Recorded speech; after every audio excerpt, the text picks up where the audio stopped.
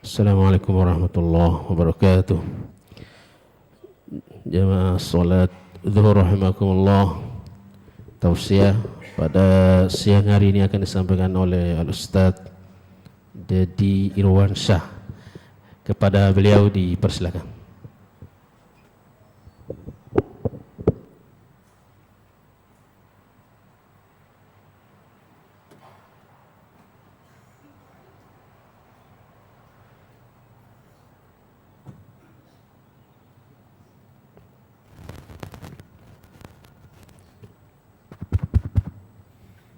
Bismillahirrahmanirrahim. Assalamualaikum warahmatullahi wabarakatuh. Innal hamdalillah nahmaduhu wa nasta'inuhu wa nastaghfiruh wa na'udzu billahi min syururi anfusina wa min sayyiati a'malina. May yahdihillahu fala mudhillalah wa may yudlilhu fala hadiyalah. Asyhadu an la ilaha illallah wahdahu la syarikalah wa asyhadu anna Muhammadan abduhu wa rasuluh la nabiyya ba'da amma ba'du. Puji syukur marilah kita panjatkan kehadirat Allah Subhanahu wa taala yang mana yang telah memberikan kita nikmat iman, Islam wal ihsan. Lagi-lagi kita harus mensyukuri betul nikmat yang Allah berikan kepada kita. Dan kita harus paham betul bagaimana mensyukuri nikmat Allah. Semoga kita yang ada di Masjid Agung Al-Azhar hari ini menjadi hamba Allah yang pandai mensyukuri nikmatnya. Amin amin ya rabbal alamin.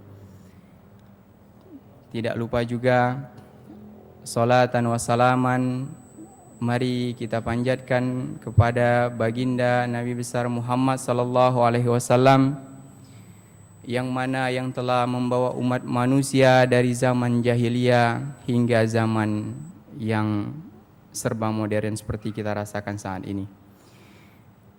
Baiklah jamaah salat zuhur rahimakumullah, kita siang ini akan belajar bersama, akan munakosah bersama, yaitu tentang bagaimana kita mendapatkan ketakwaan atau bagaimana cara kita takwa kepada Allah.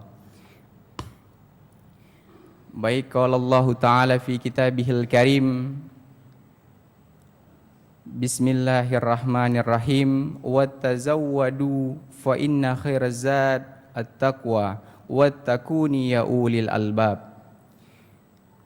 Yang artinya berbekallah dan sesungguhnya sebaik-baik bekal adalah takwa, dan bertakwalah kepadaku hai orang-orang yang berakal. Al-Baqarah ayat 197. Ayat ini menjelaskan tentang ketakwaan karena sesungguhnya tidak ada amal soleh yang melebihi fadilahnya takwa. Takwa ini sangat luar biasa, tidak ada yang bisa mengalahkan amal yang lain pun kecuali amal takwa, tidak ada yang bisa melebihinya. Pengertian takwa dalam Mu'jam Al-Fadlul Quran, ini mungkin keterbatasan pengetahuan saya menemukan yang berbicara tentang takwa ada 226 ayat yang menunjukkan bahwa fadilah takwa. Dan para ulama juga mengatakan tidak ada amal soleh yang melebihi selain takwa. Baik, para jamaah salat zuhur rahimakumullah, apa sih yang akan kita dapatkan ketika kita bertakwa kepada Allah? Apa yang akan kita rasakan nantinya ketika kita bertakwa kepada Allah? Baik, di sini akan akan dijelaskan beberapa term takwa, yaitu ini sangat menarik sekali. Ada yang sangat cocok di dalam surat At-Tolak dari ayat 2 sampai ayat 5 yang membahas tentang fadilah takwa. Yang pertama yang akan didapatkan oleh orang yang bertakwa kepada Allah, yaitu akan saya bacakan ayatnya, wa may yattaqillaha yaj'al lahu makhrajan. Barang siapa yang bertakwa kepada Allah, niscaya dia akan mengadakan baginya jalan keluar. Ini fadilah yang pertama. Ini sangat luar biasa. Makhraj Kata makhraj dalam pemahaman bahasa dan para ulama mengatakan disesuaikan dengan bahasa mu'jam, yaitu seorang laki-laki yang berjalan di gang yang sangat sempit, sehingga laki-laki ini tidak bisa bergerak sama sekali. Lalu laki-laki ini berjuang dan berusaha untuk keluar sehingga dia mencapai pada ujung jalan itu, lalu dia melihat jalan yang sangat lebar. Nah, transisi dari gang yang sangat sempit tadi ke jalan yang sangat lebar itu dikatakan makhraj. Baik jamaah salat zuhur rahimakumullah.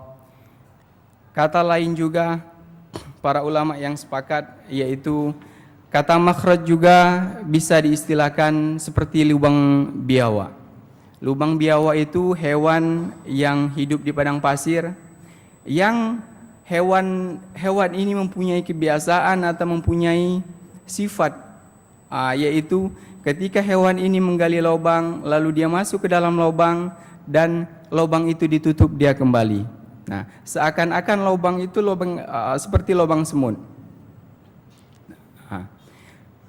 Lalu ketika biawak itu ingin keluar, dia mengangguk-anggukkan kepalanya, terus mengangguk-anggukkan kepalanya sehingga lubang itu terbuka.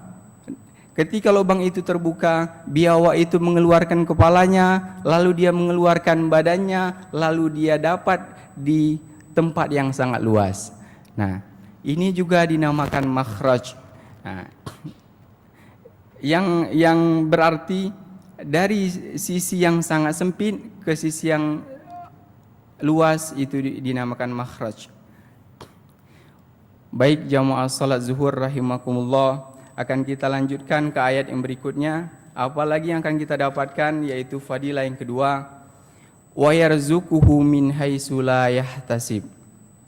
Dan Allah akan memberikannya rezeki dari arah yang tiada disangka-sangka. Ini fadilah yang kedua. Ini surat At-Tolak ayat 3.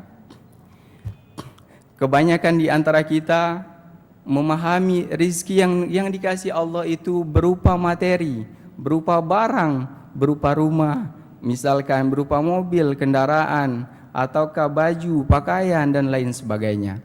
Itu sangat sempit sekali kita mengertikan rezeki. Sebenarnya rezeki Allah itu sangatlah luas. Ketika kita berbicara konsep rezeki itu sangatlah luas. Nah, jadi mungkin kita tidak menyadari ini. Konsep rezeki itu, misalkan kita bisa bernafas, itu luar biasa rezeki yang dikasih Allah. Kita bisa melihat, ini sangat luar biasa yang dikasih Allah.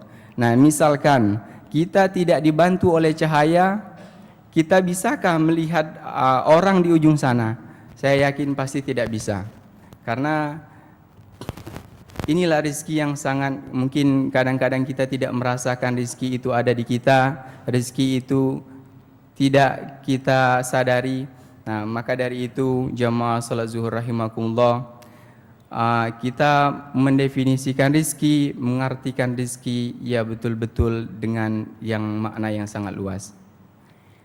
Lalu dilanjutkan dengan fadilah yang ketiga, yaitu wa may yattaqillaha yaj'al lahu min amrihi yusra. Barang siapa yang bertakwa kepada Allah, niscaya Allah menjadikan baginya kemudahan dalam segala urusannya. Ini sungguh luar biasa. Saya yakin kepada para jamaah yang ada di sini pernah merasakan ketika kita lagi membutuhkan, ketika kita lagi susah, pasti merasakan adanya kemudahan. Nah, ini janji Allah, ketika kita bertakwa pasti itu kita akan dikasih. Nah, ayat ini mempunyai relevansi kepada ayat yang kedua tadi, yaj'al lahu makhraja.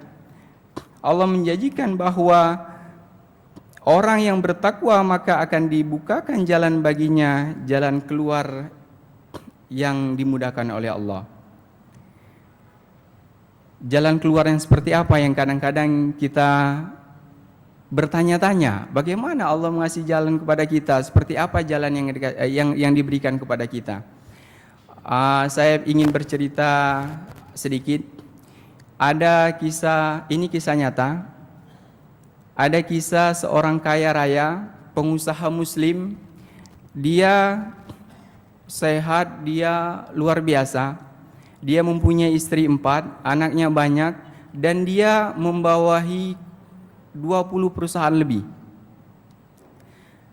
Suatu ketika beliau ini merasakan tidak enak badan. Lalu dia cek ke dokter. Lalu dia periksa. Setelah dia periksa, apa yang terjadi? Ternyata kata dokternya kaget. Kenapa bapak itu masih bisa hidup? Karena jantung si bapak ini tadi tidak berdetak sedikit pun, tidak bergerak sedikit pun. Dokter ini kaget. Lalu diteleponlah teman-temannya yang dokter spesialis. Terus dicek lagi bapak ini, dicek kembali. Setelah dicek ternyata betul, bapak ini jantungnya tidak berdetak dan tidak berjalan sama sekali. Kagetlah dokter, kok bisa macam ini, macam mana pula kata dia kan, kok bisa seperti ini. Akhirnya dokter tadi memanggil dokternya temannya yang dari Jerman. Lalu ini dokter senior, lalu dicek sama dia. Ternyata yang terjadi sama bapak ini, memang jantung dia sudah tidak berdetak dan tidak berjalan lagi. Dan dicek ternyata ada urat saraf yang diciptakan oleh Allah kepada bapak ini, yang menghembuskan udara dan memompa darah sehingga bapak ini bisa bernafas dengan lega dan bisa hidup normal seperti kita. Kata dokter ini satu-satunya orang, maksudnya ini satu-satunya urat saraf yang ada pada dia, tidak ada orang lain yang mengikuti yang seperti dia ini, kata dokter tadi kan. Karena ini sangat jarang. Dokter itu sudah mengetahui dengan teori juga sudah, dengan analisa juga sudah, ternyata ini tidak ada di manusia lain, kata dia. Ini sungguh luar biasa, karena kata janji Allah tadi, yaj'al lahu min amrihi yusra. Itu sangat luar biasa, karena dimudahkan Allah baginya, dimudahkan semua, tanpa operasi dia dimudahkan.